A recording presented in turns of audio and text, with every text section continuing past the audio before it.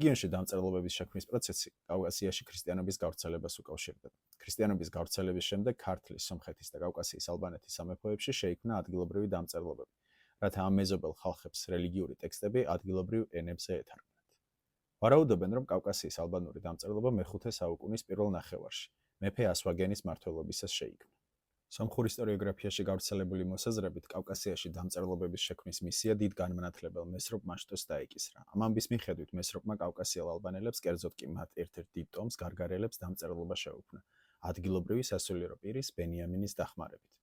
აქ უნდა ითქვას, რომ მესროპმა ალბათ მართლაც შეასრულა გადამწყვეტი როლი სომხური დამწერლობის შექმნაში, თუმცა არაერთი თანამედროვე მეცნიერისთვის მის მიერ სხვა მეზობელი ხალხებისთვის შექმნილი დამწერლობის თეორია არადამაჯერებლად ჟღერს.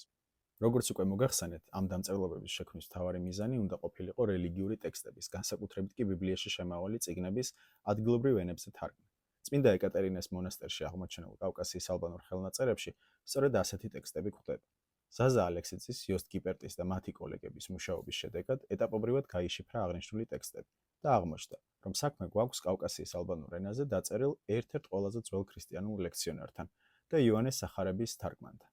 სავარაუდოდ იოანეს სახარება კავკასიის ალბანეთშივე ითარგმნა, ბიბლიის სხვა წიგნებთან ერთად, ხოლო ლექციონარი კი წმინდა მიწაზე უნდა შედგენილიყო.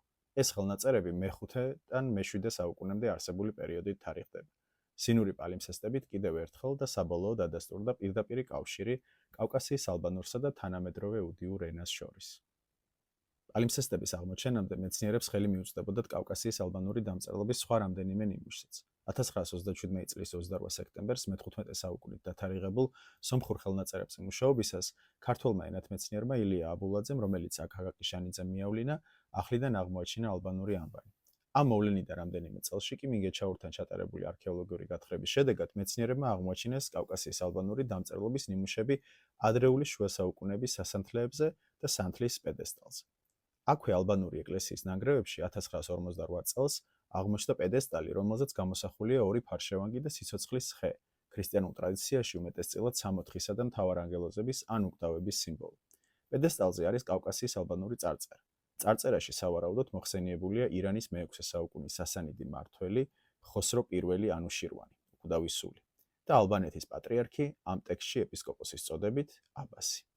გერმანელი ენათმეცნიერი იოსტ გიპერტი წარწერის არასრული ტექსტის ასეთ თარგმანს გვთავაზობს.